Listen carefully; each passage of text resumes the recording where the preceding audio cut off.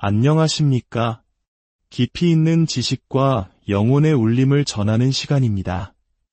오늘은 그리스도교 역사에서 가장 중요한 순간 중 하나인 성령 강림 대축일에 대해 교회의 위대한 학자이자 성인 토마스 아퀴나스의 깊은 성찰을 함께 나누고자 합니다. 성령의 오심은 단순한 역사적 사건을 넘어 오늘을 살아가는 우리 각자의 삶에 새로운 생명과 변화를 가져오는 신비로운 초대입니다. 이 깊은 지혜의 여정을 시작하기에 앞서 잠시 마음을 모아주시면 감사하겠습니다. 만약 이 시간이 여러분의 영혼의 작은 빛이 된다면 좋아요와 구독으로 저희의 여정을 응원해 주십시오. 여러분의 작은 손길 하나하나가 이 말씀을 더 많은 이웃에게 전하는 거룩한 나눔이 될 것입니다.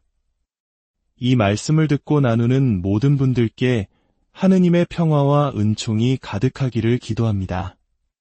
자, 이제 성 토마스 아퀴나스의 목소리를 통해 성령께서 어떻게 우리를 새롭게 하시는지 그 신비 속으로 들어가 보겠습니다. 시편의 기자는 이렇게 노래했습니다. 당신의 영을 보내시어 그들을 창조하시고 땅의 얼굴을 새롭게 하소서. 이 거룩한 구절을 바탕으로 우리는 오늘 그분에 대해 이야기해야 합니다. 그분 없이는 아무도 올바르게 말할 수 없으며 그분이야말로 모든 일을 풍요롭게 말하게 하시는 분이시기 때문입니다. 참으로 성령의 도우심 없이는 우리 중 누구도 진리를 정확히 말할 수 없습니다. 지혜서의 말씀이 이를 증거합니다. 당신께서 높은 곳에서 당신의 영을 보내지 않으셨다면 누가 당신의 뜻을 알 수 있었겠습니까? 진리에 대한 감각 없이는 아무도 진실을 말할 수 없습니다.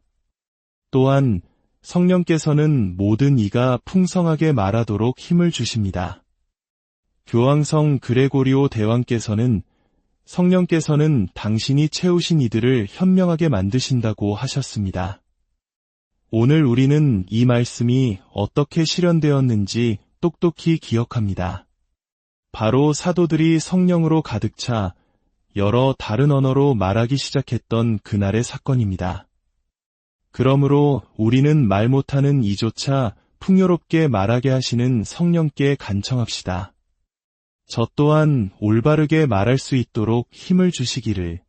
당신의 영을 보내시어 그들을 창조하시고 땅의 얼굴을 새롭게 하소서. 오늘 거룩한 어머니이신 교회는 사도들 가운데 일어났던 성령의 파견을 장엄하게 기념합니다. 이는 일찍이 시편 기자가 예언의 영으로 간절히 청했던 바로 그 사건입니다. 우리는 이 말씀 안에서 4가지를 고찰할 수 있습니다.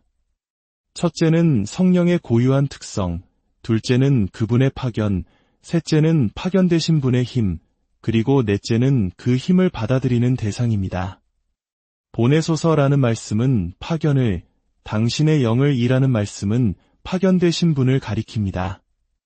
그들을 창조하시고 새롭게 하소서라는 구절은 파견되신 분의 효과를, 그리고 땅의 얼굴을 이라는 구절은 그 효과를 받아들이는 대상을 보여줍니다. 먼저 성령의 고유한 특성에 대해 이야기해 보겠습니다. 영이라는 이름은 본질적으로 4가지 의미를 함축하는 듯 보입니다. 첫째는 물질을 초월한 본질의 순수함, 둘째는 생명의 완전함, 셋째는 움직임을 일으키는 원동력, 그리고 넷째는 그 감추어진 기원입니다. 영은 육체가 없는 실체를 일컫는 말입니다. 공기나 불처럼 미세한 물질 또한 우리는 영적이라 부릅니다. 부활하신 그리스도께서 루카복음서 마지막 장에서 만져보고 살펴보아라. 영은 살과 뼈가 없지만 나는 있지 않느냐고 말씀하신 것처럼 영은 거친 물질로 이루어진 것들과 구별됩니다. 둘째로, 영은 생명의 완전함을 의미합니다. 생명체는 그 안에 영이 머무는 동안 살아있지만 영이 떠나면 소멸합니다. 시편 기자가 당신께서 그들의 영을 거두시면 그들은 사라져버립니다. 라고 노래한 것과 같습니다. 성령은 모든 생명의 원천이십니다. 셋째로, 영은 움직임의 원동력을 뜻합니다. 우리는 바람을 영이라 부르기도 하며 어떤 사람이 충동적으로 행동할 때 어떤 영에 이끌려 행동한다고 말하기도 합니다. 강한 자의 영은 성벽을 허무는 폭풍과도 같습니다.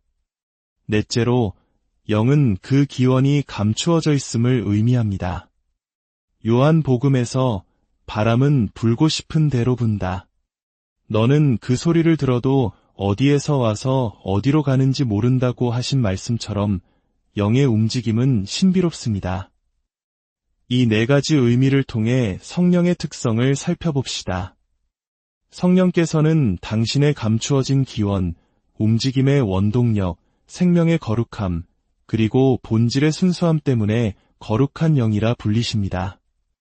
성령의 첫 번째 특성은 그 감추어진 기원에 있습니다. 눈에 보이고 변화하는 모든 것들 뒤에는 보이지 않는 원인이 있다는 것을 우리의 신앙과 이성은 가르칩니다. 그 원인은 바로 하느님이십니다. 만물을 창조하신 분은 하느님이시며 하느님이 아닌 모든 것은 하느님에 의해 창조되었습니다. 그렇다면 하느님께서는 어떻게 세상을 창조하셨을까요? 불이 필연적으로 모든 것을 태우듯 자연적 필연성에 의해 창조하신 것이 아닙니다. 그분은 순수한 당신의 자유의지로 모든 것을 지어내셨습니다. 시편 기자는 주님께서는 원하시는 것은 무엇이든 만드셨다고 고백합니다. 하느님께서는 무언가를 얻기 위해 세상을 만들지 않으셨습니다. 우리의 좋은 것을 필요로 하지 않는 분이시기 때문입니다. 그렇다면 왜 세상을 창조하셨을까요? 그것은 바로 탐욕이 아닌 사랑에서 비롯된 의지 때문이었습니다. 사랑이야말로 만물을 존재하게 한 숨겨진 원인이자 뿌리입니다. 지혜서는 말합니다. 주님, 당신께서는 존재하는 모든 것을 사랑하시며 당신께서 만드신 것을 아무것도 미워하지 않으십니다. 성령은 바로 이 하느님의 사랑이십니다. 창세기 1장에서 하느님의 영이 물 위를 감돌고 계셨다는 구절은 바로 이 사랑의 영이 만물을 존재하게 하기 위해 활동하셨음을 보여줍니다. 성령의 두 번째 특성은 움직임의 원동력이라는 점입니다. 세상의 모든 자연적, 의지적 움직임은 어디서 비롯될까요? 그것은 단 하나의 첫 번째 움직이는 분, 바로 하느님에게서 나와야 합니다. 하느님께서는 당신의 의지로 움직이십니다. 그렇다면 그 의지의 첫 번째 움직임은 무엇일까요? 그것은 바로 사랑입니다. 사랑에 의해 움직이는 이는 사랑하는 대상을 통해 기뻐하고 그에 반대되는 것에 대해 슬퍼합니다. 그렇습니다. 세상의 모든 것은 하느님의 사랑, 즉 성령에 의해 움직입니다. 생명이 있는 것들은 스스로 움직이고 생명이 없는 것들은 다른 것에 의해 움직입니다. 그러나 모든 움직임의 근원이신 성령께서는 살아계실 뿐만 아니라 생명 그 자체이십니다. 그분은 생명의 샘이며 생명을 주시는 분이십니다.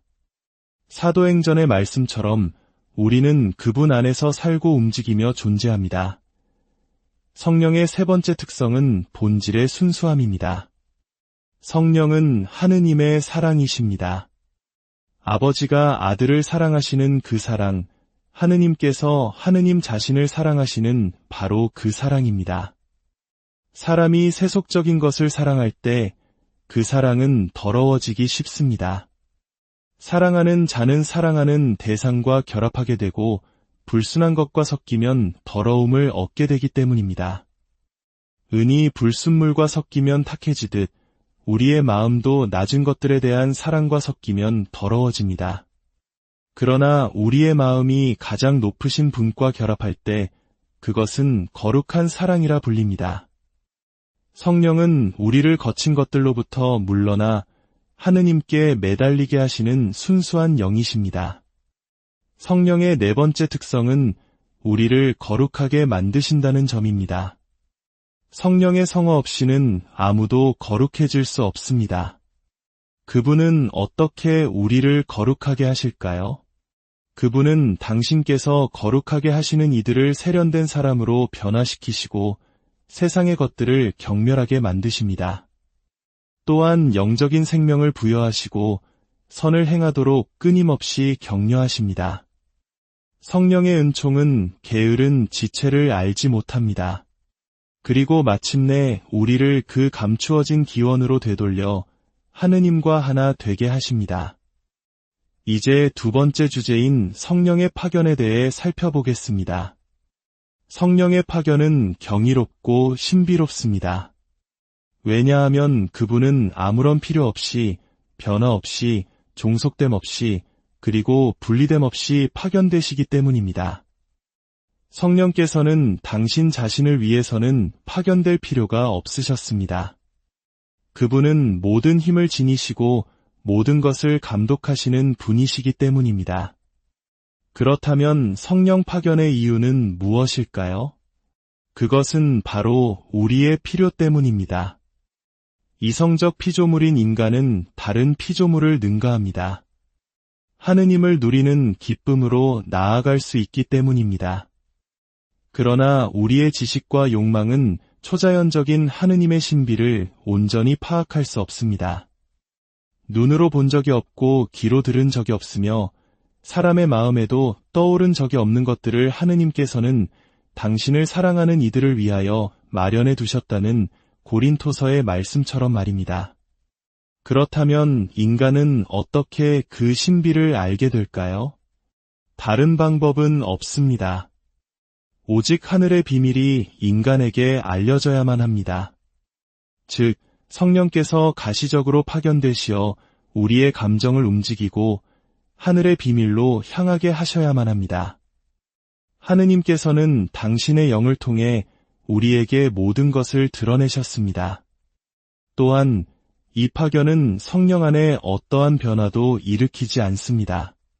그분은 참 하느님이시며 불변하시는 분이기에 장소의 변화 없이 파견되십니다.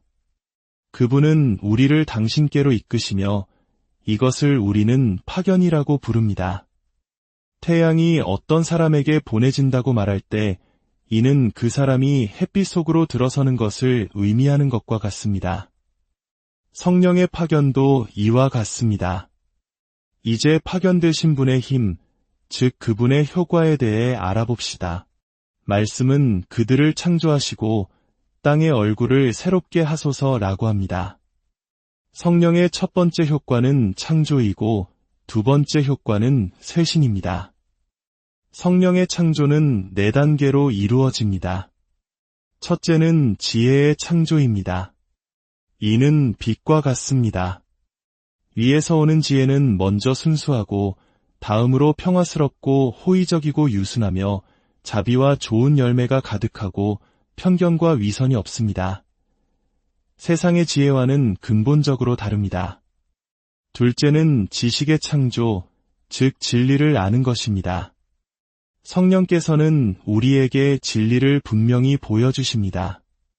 세상은 종종 진리를 왜곡하지만 성령의 빛 안에서는 모든 것이 명확해집니다. 셋째는 평화 안에서 한마음이 되는 창조입니다. 성령은 분열의 하느님이 아니라 평화의 하느님이십니다. 그분은 성령의 일치를 평화의 끈으로 보존하라고 우리를 격려하십니다. 참된 평화는 마음의 안정, 영혼의 고요함, 마음의 단순함, 사랑의 유대, 그리고 사랑의 동반입니다. 이 평화는 자신과의 평화, 이웃과의 평화, 그리고 하느님과의 평화로 이루어집니다. 그리스도와 평화를 누리지 못하는 사람은 누구도 그리스도인과 평화를 누릴 수 없습니다. 넷째는 힘의 항구함입니다. 이 힘은 성령으로부터 옵니다. 성령께서 우리 안에 들어오실 때 우리는 굳건히 설 수 있으며 마음이 산란해지거나 두려워하지 않게 됩니다. 하느님께서는 인류를 불멸의 존재로 창조하셨기 때문입니다. 성령의 두 번째 효과는 쇄신입니다. 이 쇄신 또한 4가지 측면에서 이루어집니다. 첫째는 죄를 씻는 은총을 통한 쇄신입니다. 의와 은총을 통해 인간은 죄에서 벗어나 새로워집니다. 그리스도께서 죽은 이들 가운데에서 되살아나신 것처럼 우리도 새로운 삶을 살아가게 하려는 것입니다. 이 새로운 생명은 성령으로부터 옵니다. 둘째는 성장하는 정의를 통한 쇄신입니다. 지치고 약해진 사람이 휴식을 통해 힘을 되찾듯 덕행의 실천을 통해 우리의 영적 힘은 새로워집니다.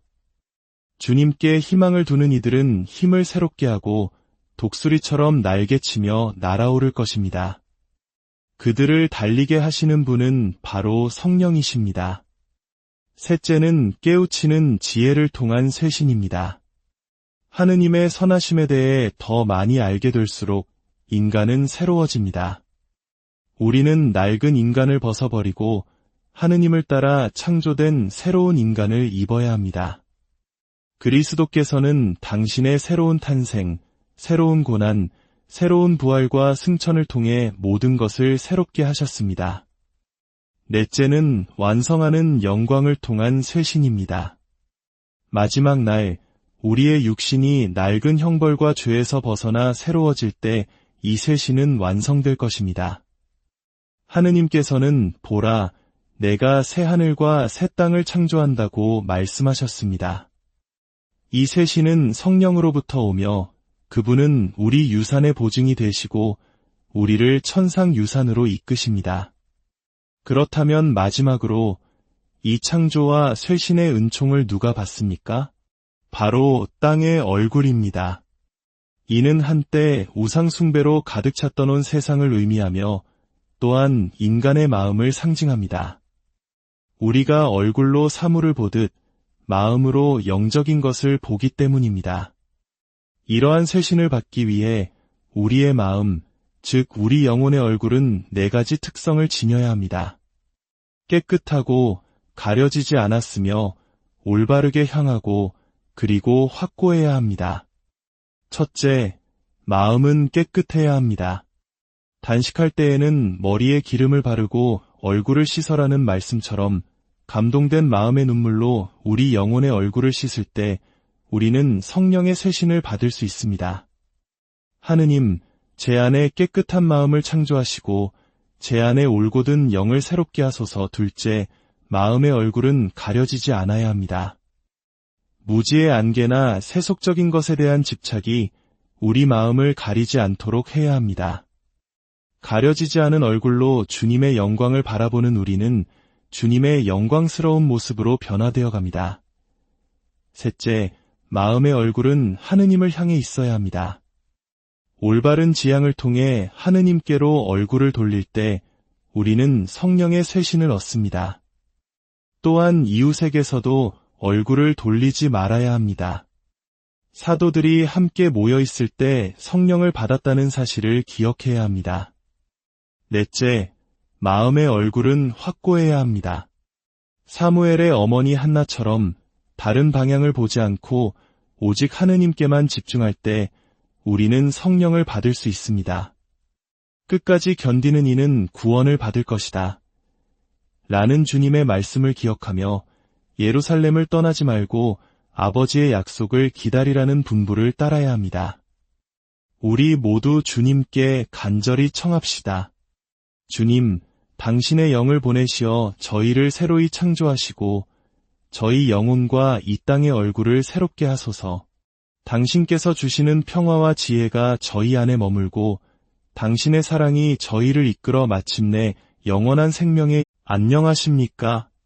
깊이 있는 지식과 영혼의 울림을 전하는 시간입니다. 오늘은 그리스도교 역사에서 가장 중요한 순간 중 하나인 성령 강림 대축일에 대해 교회의 위대한 학자이자 성인 토마스 아퀴나스의 깊은 성찰을 함께 나누고자 합니다. 성령의 오심은 단순한 역사적 사건을 넘어 오늘을 살아가는 우리 각자의 삶에 새로운 생명과 변화를 가져오는 신비로운 초대입니다. 이 깊은 지혜의 여정을 시작하기에 앞서 잠시 마음을 모아주시면 감사하겠습니다. 만약 이 시간이 여러분의 영혼의 작은 빛이 된다면 좋아요와 구독으로 저희의 여정을 응원해 주십시오. 여러분의 작은 손길 하나하나가 이 말씀을 더 많은 이웃에게 전하는 거룩한 나눔이 될 것입니다. 이 말씀을 듣고 나누는 모든 분들께 하느님의 평화와 은총이 가득하기를 기도합니다. 자, 이제 성 토마스 아퀴나스의 목소리를 통해 성령께서 어떻게 우리를 새롭게 하시는지 그 신비 속으로 들어가 보겠습니다. 시편의 기자는 이렇게 노래했습니다. 당신의 영을 보내시어 그들을 창조하시고 땅의 얼굴을 새롭게 하소서. 이 거룩한 구절을 바탕으로 우리는 오늘 그분에 대해 이야기해야 합니다.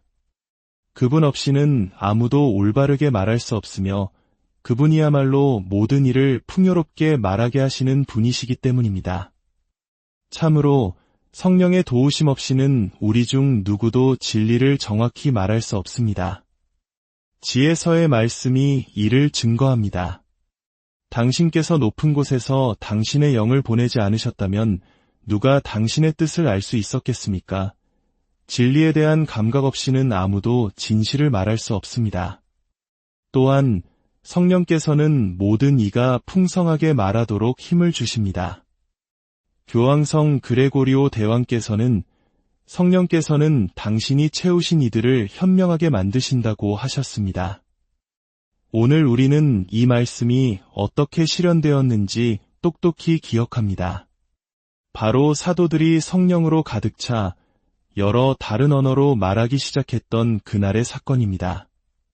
그러므로 우리는 말 못하는 이조차 풍요롭게 말하게 하시는 성령께 간청합시다. 저 또한 올바르게 말할 수 있도록 힘을 주시기를. 당신의 영을 보내시어 그들을 창조하시고 땅의 얼굴을 새롭게 하소서. 오늘 거룩한 어머니이신 교회는 사도들 가운데 일어났던 성령의 파견을 장엄하게 기념합니다. 이는 일찍이 시편 기자가 예언의 영으로 간절히 청했던 바로 그 사건입니다. 우리는 이 말씀 안에서 4가지를 고찰할 수 있습니다. 첫째는 성령의 고유한 특성, 둘째는 그분의 파견, 셋째는 파견되신 분의 힘, 그리고 넷째는 그 힘을 받아들이는 대상입니다. 보내소서라는 말씀은 파견을, 당신의 영을 이라는 말씀은 파견되신 분을 가리킵니다. 그들을 창조하시고 새롭게 하소서라는 구절은 파견되신 분의 효과를, 그리고 땅의 얼굴을 이라는 구절은 그 효과를 받아들이는 대상을 보여줍니다. 먼저 성령의 고유한 특성에 대해 이야기해 보겠습니다. 영이라는 이름은 본질적으로 4가지 의미를 함축하는 듯 보입니다. 첫째는 물질을 초월한 본질의 순수함, 둘째는 생명의 완전함, 셋째는 움직임을 일으키는 원동력, 그리고 넷째는 그 감추어진 기원입니다. 영은 육체가 없는 실체를 일컫는 말입니다. 공기나 불처럼 미세한 물질 또한 우리는 영적이라 부릅니다. 부활하신 그리스도께서 루카복음서 마지막 장에서 만져보고 살펴보아라. 영은 살과 뼈가 없지만 나는 있지 않느냐고 말씀하신 것처럼 영은 거친 물질로 이루어진 것들과 구별됩니다. 둘째로, 영은 생명의 완전함을 의미합니다. 생명체는 그 안에 영이 머무는 동안 살아있지만 영이 떠나면 소멸합니다. 시편 기자가 당신께서 그들의 영을 거두시면 그들은 사라져버립니다. 라고 노래한 것과 같습니다. 성령은 모든 생명의 원천이십니다. 셋째로, 영은 움직임의 원동력을 뜻합니다. 우리는 바람을 영이라 부르기도 하며 어떤 사람이 충동적으로 행동할 때 어떤 영에 이끌려 행동한다고 말하기도 합니다.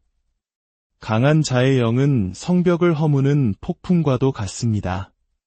넷째로, 영은 그 기원이 감추어져 있음을 의미합니다. 요한복음에서 바람은 불고 싶은 대로 분다. 너는 그 소리를 들어도 어디에서 와서 어디로 가는지 모른다고 하신 말씀처럼 영의 움직임은 신비롭습니다.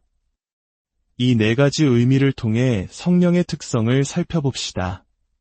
성령께서는 당신의 감추어진 기원, 움직임의 원동력, 생명의 거룩함, 그리고 본질의 순수함 때문에 거룩한 영이라 불리십니다. 성령의 첫 번째 특성은 그 감추어진 기원에 있습니다. 눈에 보이고 변화하는 모든 것들 뒤에는 보이지 않는 원인이 있다는 것을 우리의 신앙과 이성은 가르칩니다. 그 원인은 바로 하느님이십니다. 만물을 창조하신 분은 하느님이시며 하느님이 아닌 모든 것은 하느님에 의해 창조되었습니다. 그렇다면 하느님께서는 어떻게 세상을 창조하셨을까요? 불이 필연적으로 모든 것을 태우듯 자연적 필연성에 의해 창조하신 것이 아닙니다. 그분은 순수한 당신의 자유의지로 모든 것을 지어내셨습니다. 시편 기자는 주님께서는 원하시는 것은 무엇이든 만드셨다고 고백합니다. 하느님께서는 무언가를 얻기 위해 세상을 만들지 않으셨습니다. 우리의 좋은 것을 필요로 하지 않는 분이시기 때문입니다. 그렇다면 왜 세상을 창조하셨을까요? 그것은 바로 탐욕이 아닌 사랑에서 비롯된 의지 때문이었습니다. 사랑이야말로 만물을 존재하게 한 숨겨진 원인이자 뿌리입니다. 지혜서는 말합니다. 주님, 당신께서는 존재하는 모든 것을 사랑하시며 당신께서 만드신 것을 아무것도 미워하지 않으십니다. 성령은 바로 이 하느님의 사랑이십니다. 창세기 첫 장에서 하느님의 영이 물 위를 감돌고 계셨다는 구절은 바로 이 사랑의 영이 만물을 존재하게 하기 위해 활동하셨음을 보여줍니다. 성령의 두 번째 특성은 움직임의 원동력이라는 점입니다. 세상의 모든 자연적, 의지적 움직임은 어디서 비롯될까요? 그것은 단 하나의 첫 번째 움직이는 분, 바로 하느님에게서 나와야 합니다. 하느님께서는 당신의 의지로 움직이십니다. 그렇다면 그 의지의 첫 번째 움직임은 무엇일까요?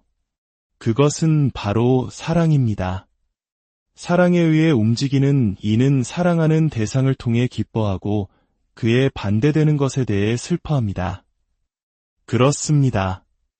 세상의 모든 것은 하느님의 사랑, 즉 성령에 의해 움직입니다. 생명이 있는 것들은 스스로 움직이고 생명이 없는 것들은 다른 것에 의해 움직입니다.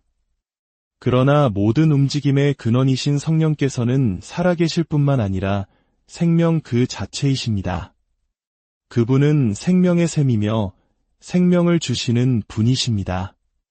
사도행전의 말씀처럼 우리는 그분 안에서 살고 움직이며 존재합니다. 성령의 세 번째 특성은 본질의 순수함입니다. 성령은 하느님의 사랑이십니다. 아버지가 아들을 사랑하시는 그 사랑, 하느님께서 하느님 자신을 사랑하시는 바로 그 사랑입니다. 사람이 세속적인 것을 사랑할 때 그 사랑은 더러워지기 쉽습니다. 사랑하는 자는 사랑하는 대상과 결합하게 되고 불순한 것과 섞이면 더러움을 얻게 되기 때문입니다. 은이 불순물과 섞이면 탁해지듯 우리의 마음도 낮은 것들에 대한 사랑과 섞이면 더러워집니다.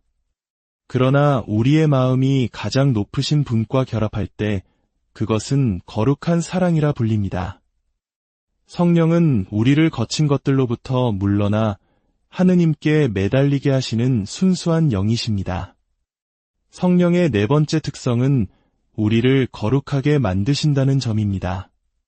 성령의 성화 없이는 아무도 거룩해질 수 없습니다. 그분은 어떻게 우리를 거룩하게 하실까요? 그분은 당신께서 거룩하게 하시는 이들을 세련된 사람으로 변화시키시고 세상의 것들을 경멸하게 만드십니다. 또한 영적인 생명을 부여하시고 선을 행하도록 끊임없이 격려하십니다. 성령의 은총은 게으른 지체를 알지 못합니다.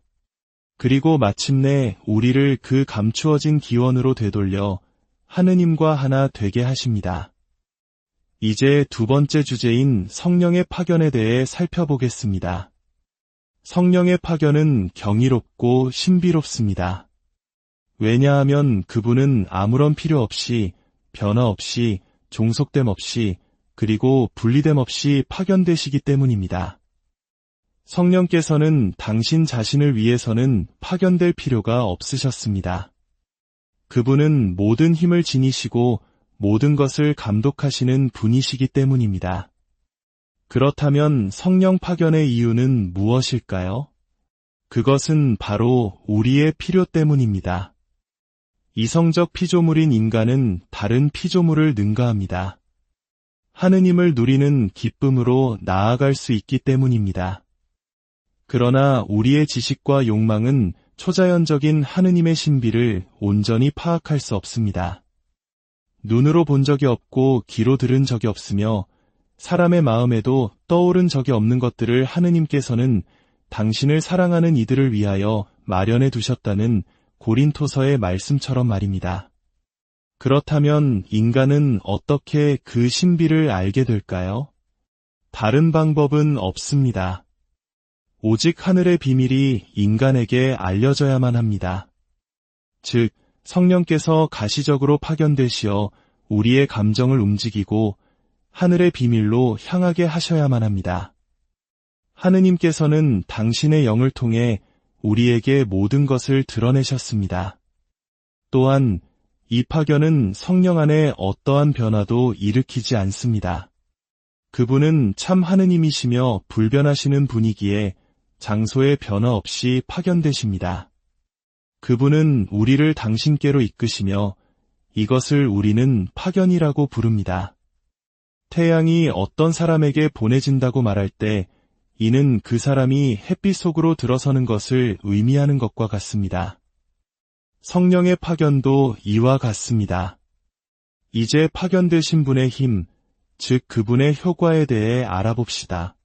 말씀은 그들을 창조하시고 땅의 얼굴을 새롭게 하소서라고 합니다.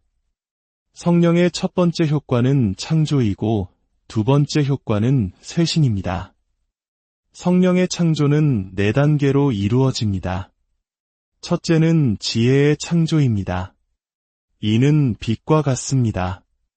위에서 오는 지혜는 먼저 순수하고 다음으로 평화스럽고 호의적이고 유순하며 자비와 좋은 열매가 가득하고 편견과 위선이 없습니다.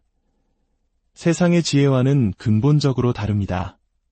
둘째는 지식의 창조, 즉 진리를 아는 것입니다. 성령께서는 우리에게 진리를 분명히 보여주십니다.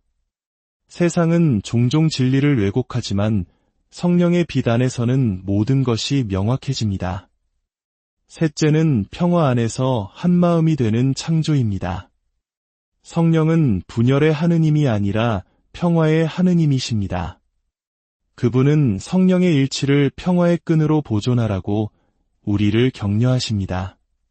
참된 평화는 마음의 안정, 영혼의 고요함, 마음의 단순함, 사랑의 유대, 그리고 사랑의 동반입니다.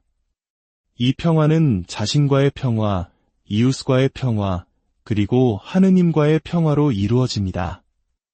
그리스도와 평화를 누리지 못하는 사람은 누구도 그리스도인과 평화를 누릴 수 없습니다. 넷째는 힘의 항구함입니다. 이 힘은 성령으로부터 옵니다. 성령께서 우리 안에 들어오실 때 우리는 굳건히 설 수 있으며 마음이 산란해지거나 두려워하지 않게 됩니다. 하느님께서는 인류를 불멸의 존재로 창조하셨기 때문입니다. 성령의 두 번째 효과는 쇄신입니다. 이 쇄신 또한 4가지 측면에서 이루어집니다. 첫째는 죄를 씻는 은총을 통한 쇄신입니다. 의와 은총을 통해 인간은 죄에서 벗어나 새로워집니다. 그리스도께서 죽은 이들 가운데에서 되살아나신 것처럼 우리도 새로운 삶을 살아가게 하려는 것입니다. 이 새로운 생명은 성령으로부터 옵니다. 둘째는 성장하는 정의를 통한 쇄신입니다. 지치고 약해진 사람이 휴식을 통해 힘을 되찾듯 덕행의 실천을 통해 우리의 영적 힘은 새로워집니다. 주님께 희망을 두는 이들은 힘을 새롭게 하고 독수리처럼 날개치며 날아오를 것입니다. 그들을 달리게 하시는 분은 바로 성령이십니다. 셋째는 깨우치는 지혜를 통한 쇄신입니다. 하느님의 선하심에 대해 더 많이 알게 될수록 인간은 새로워집니다. 우리는 낡은 인간을 벗어버리고 하느님을 따라 창조된 새로운 인간을 입어야 합니다. 그리스도께서는 당신의 새로운 탄생, 새로운 고난, 새로운 부활과 승천을 통해 모든 것을 새롭게 하셨습니다. 넷째는 완성하는 영광을 통한 쇄신입니다. 마지막 날, 우리의 육신이 낡은 형벌과 죄에서 벗어나 새로워질 때 이 쇄신은 완성될 것입니다. 하느님께서는 보라, 내가 새 하늘과 새 땅을 창조한다고 말씀하셨습니다.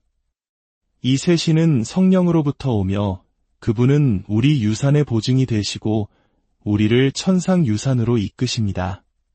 그렇다면 마지막으로 이 창조와 쇄신의 은총을 누가 받습니까? 바로 땅의 얼굴입니다.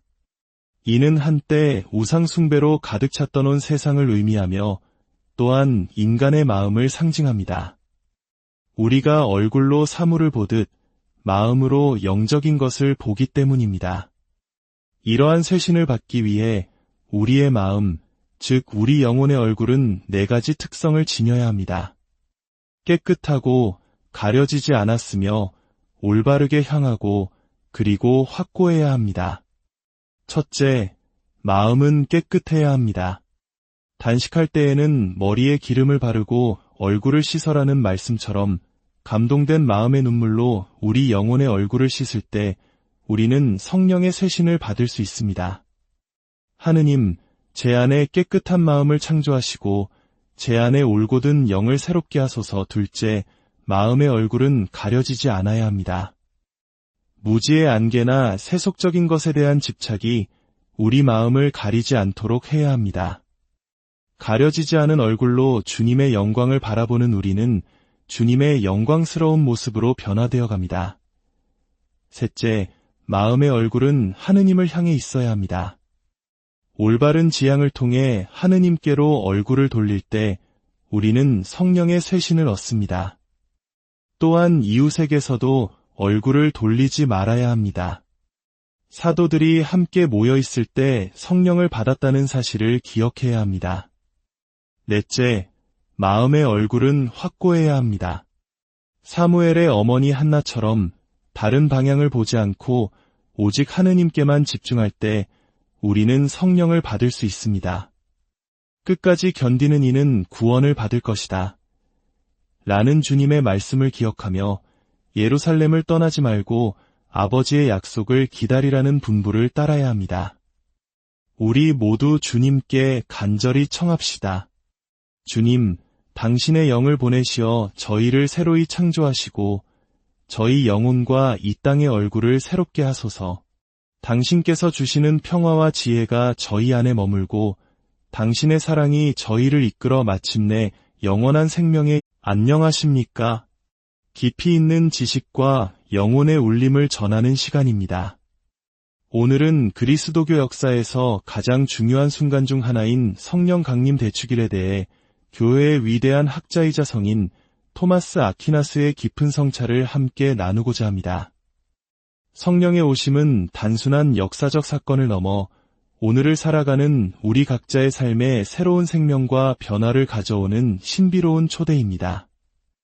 이 깊은 지혜의 여정을 시작하기에 앞서 잠시 마음을 모아주시면 감사하겠습니다. 만약 이 시간이 여러분의 영혼의 작은 빛이 된다면 좋아요와 구독으로 저희의 여정을 응원해 주십시오. 여러분의 작은 손길 하나하나가 이 말씀을 더 많은 이웃에게 전하는 거룩한 나눔이 될 것입니다. 이 말씀을 듣고 나누는 모든 분들께 하느님의 평화와 은총이 가득하기를 기도합니다. 자, 이제 성 토마스 아퀴나스의 목소리를 통해 성령께서 어떻게 우리를 새롭게 하시는지 그 신비 속으로 들어가 보겠습니다. 시편의 기자는 이렇게 노래했습니다. 당신의 영을 보내시어 그들을 창조하시고 땅의 얼굴을 새롭게 하소서. 이 거룩한 구절을 바탕으로 우리는 오늘 그분에 대해 이야기해야 합니다. 그분 없이는 아무도 올바르게 말할 수 없으며 그분이야말로 모든 일을 풍요롭게 말하게 하시는 분이시기 때문입니다. 참으로 성령의 도우심 없이는 우리 중 누구도 진리를 정확히 말할 수 없습니다. 지혜서의 말씀이 이를 증거합니다. 당신께서 높은 곳에서 당신의 영을 보내지 않으셨다면 누가 당신의 뜻을 알 수 있었겠습니까? 진리에 대한 감각 없이는 아무도 진실을 말할 수 없습니다. 또한 성령께서는 모든 이가 풍성하게 말하도록 힘을 주십니다. 교황성 그레고리오 대왕께서는 성령께서는 당신이 채우신 이들을 현명하게 만드신다고 하셨습니다. 오늘 우리는 이 말씀이 어떻게 실현되었는지 똑똑히 기억합니다. 바로 사도들이 성령으로 가득 차 여러 다른 언어로 말하기 시작했던 그날의 사건입니다.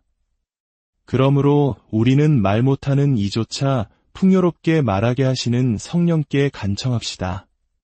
저 또한 올바르게 말할 수 있도록 힘을 주시기를. 당신의 영을 보내시어 그들을 창조하시고 땅의 얼굴을 새롭게 하소서. 오늘 거룩한 어머니이신 교회는 사도들 가운데 일어났던 성령의 파견을 장엄하게 기념합니다. 이는 일찍이 시편 기자가 예언의 영으로 간절히 청했던 바로 그 사건입니다. 우리는 이 말씀 안에서 4가지를 고찰할 수 있습니다. 첫째는 성령의 고유한 특성, 둘째는 그분의 파견, 셋째는 파견되신 분의 힘, 그리고 넷째는 그 힘을 받아들이는 대상입니다. 보내소서라는 말씀은 파견을, 당신의 영을 이라는 말씀은 파견되신 분을 가리킵니다. 그들을 창조하시고 새롭게 하소서라는 구절은 파견되신 분의 효과를, 그리고 땅의 얼굴을 이라는 구절은 그 효과를 받아들이는 대상을 보여줍니다. 먼저 성령의 고유한 특성에 대해 이야기해 보겠습니다.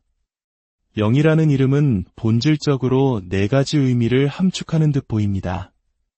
첫째는 물질을 초월한 본질의 순수함, 둘째는 생명의 완전함, 셋째는 움직임을 일으키는 원동력, 그리고 넷째는 그 감추어진 기원입니다. 영은 육체가 없는 실체를 일컫는 말입니다. 공기나 불처럼 미세한 물질 또한 우리는 영적이라 부릅니다. 부활하신 그리스도께서 루카복음서 마지막 장에서 만져보고 살펴보아라. 영은 살과 뼈가 없지만 나는 있지 않느냐고 말씀하신 것처럼 영은 거친 물질로 이루어진 것들과 구별됩니다. 둘째로, 영은 생명의 완전함을 의미합니다.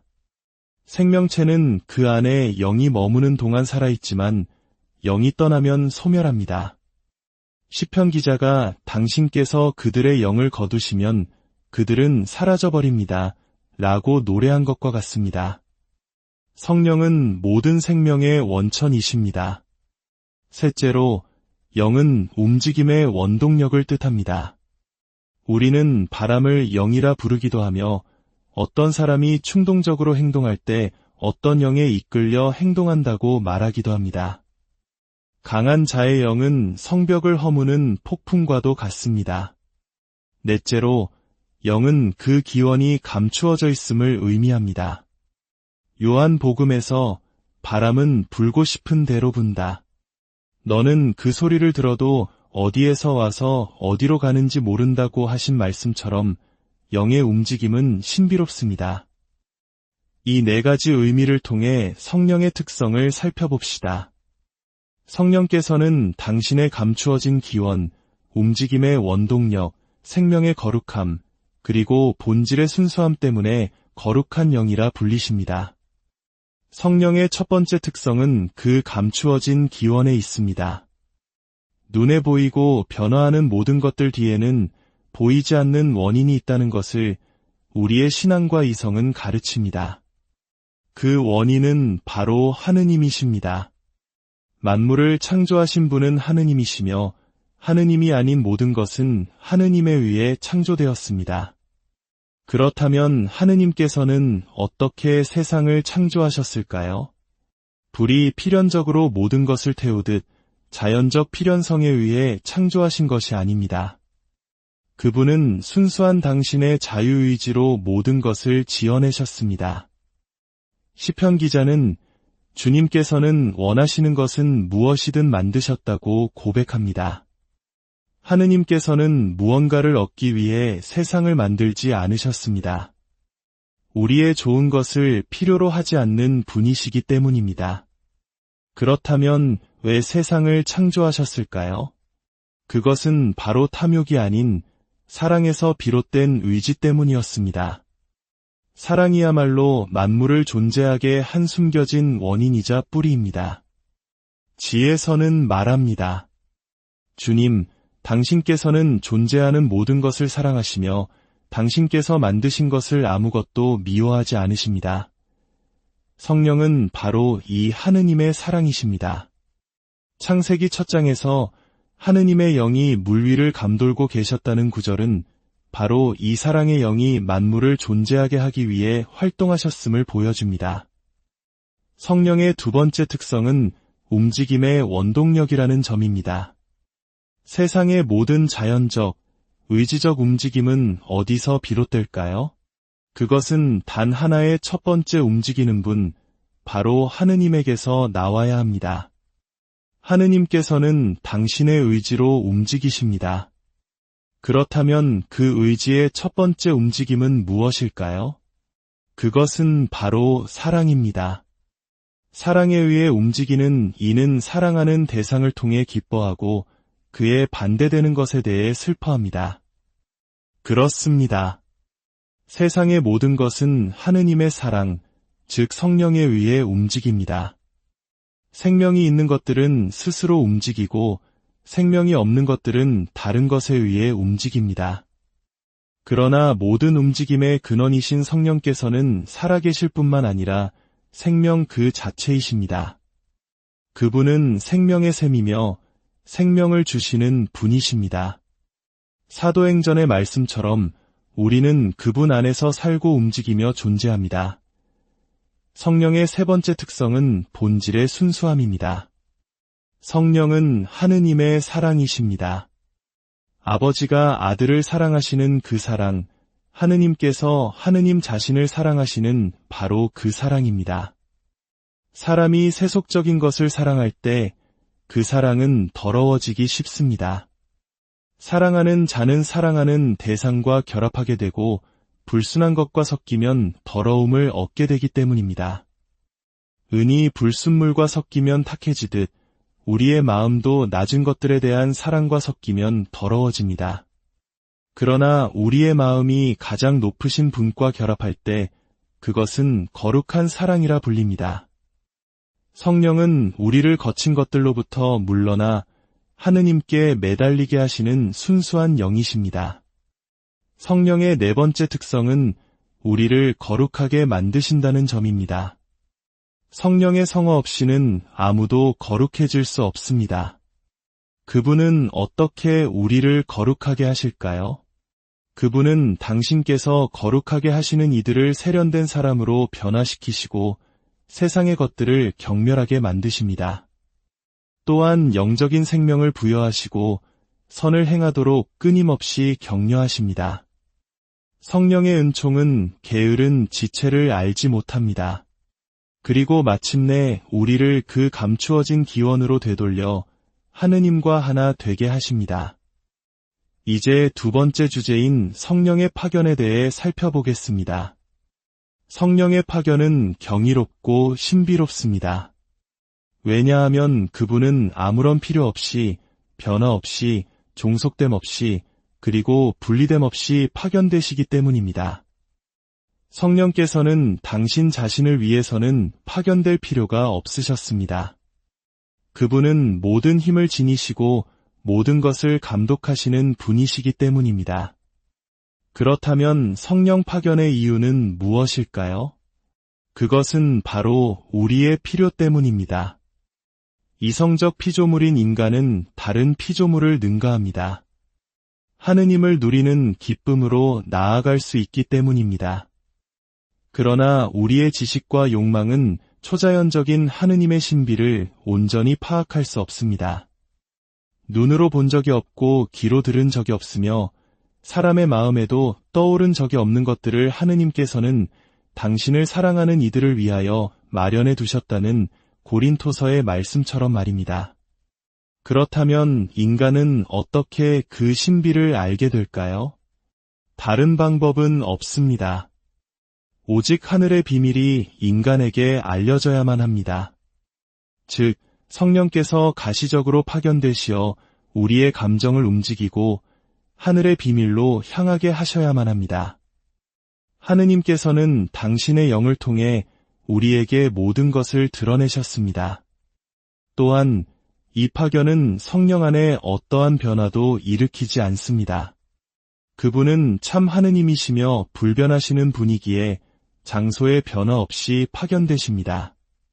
그분은 우리를 당신께로 이끄시며 이것을 우리는 파견이라고 부릅니다.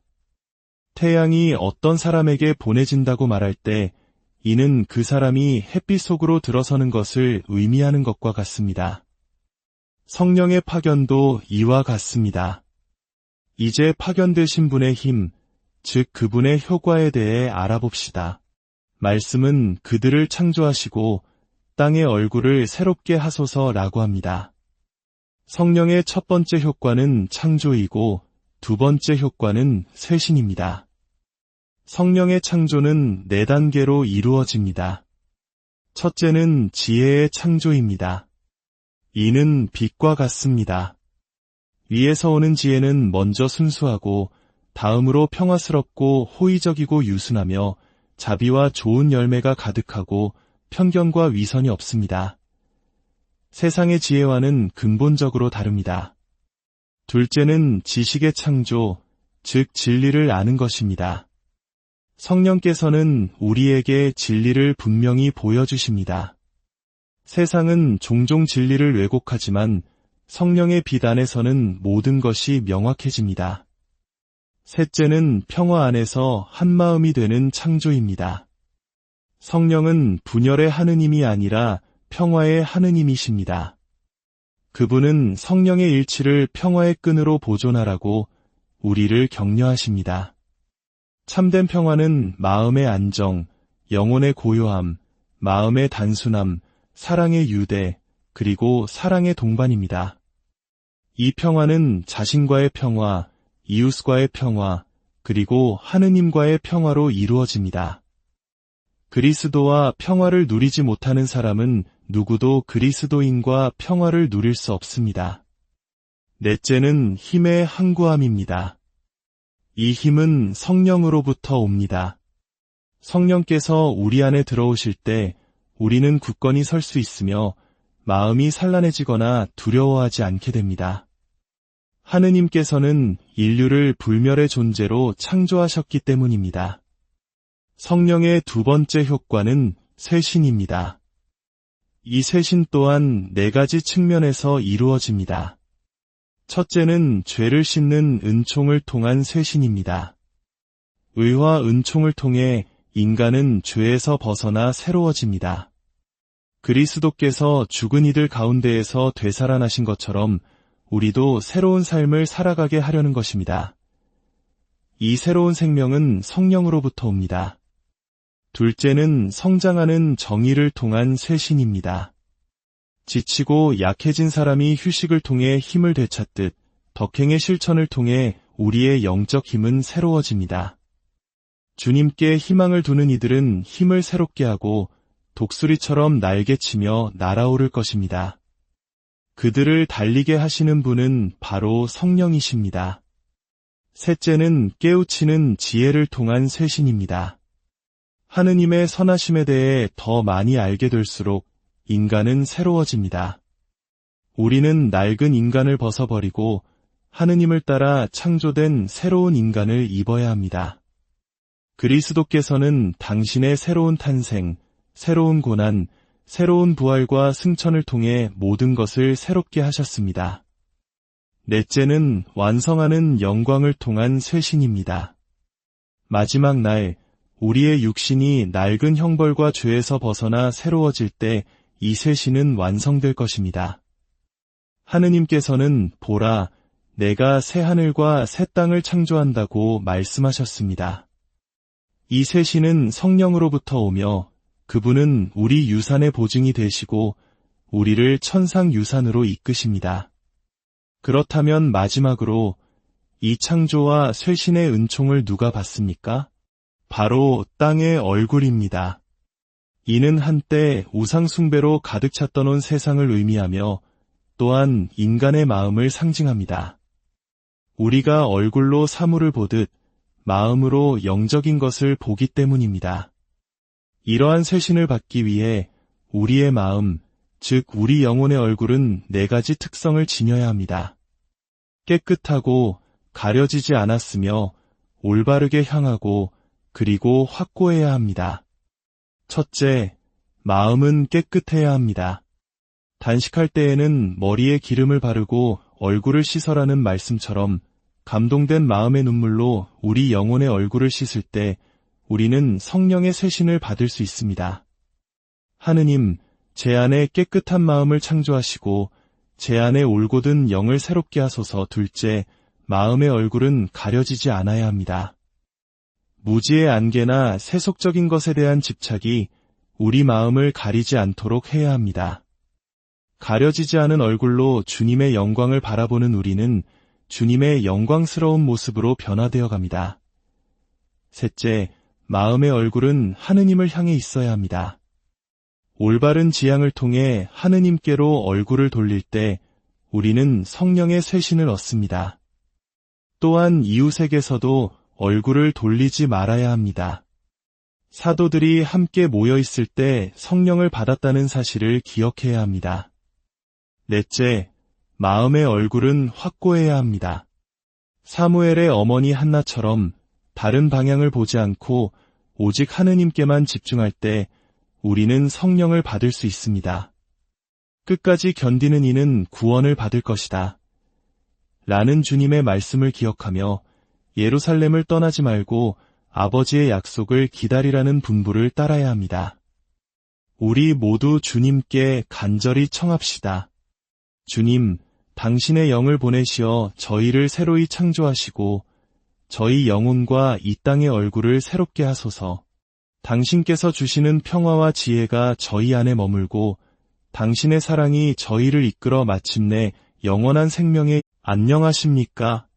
깊이 있는 지식과 영혼의 울림을 전하는 시간입니다.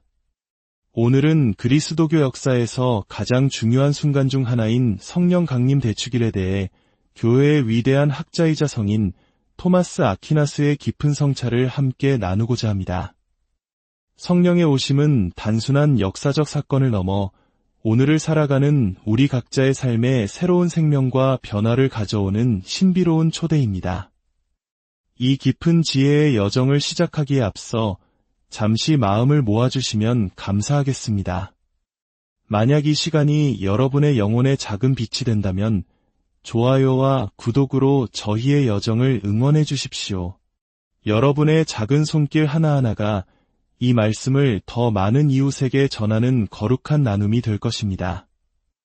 이 말씀을 듣고 나누는 모든 분들께 하느님의 평화와 은총이 가득하기를 기도합니다. 자, 이제 성 토마스 아퀴나스의 목소리를 통해 성령께서 어떻게 우리를 새롭게 하시는지 그 신비 속으로 들어가 보겠습니다. 시편의 기자는 이렇게 노래했습니다. 당신의 영을 보내시어 그들을 창조하시고 땅의 얼굴을 새롭게 하소서. 이 거룩한 구절을 바탕으로 우리는 오늘 그분에 대해 이야기해야 합니다.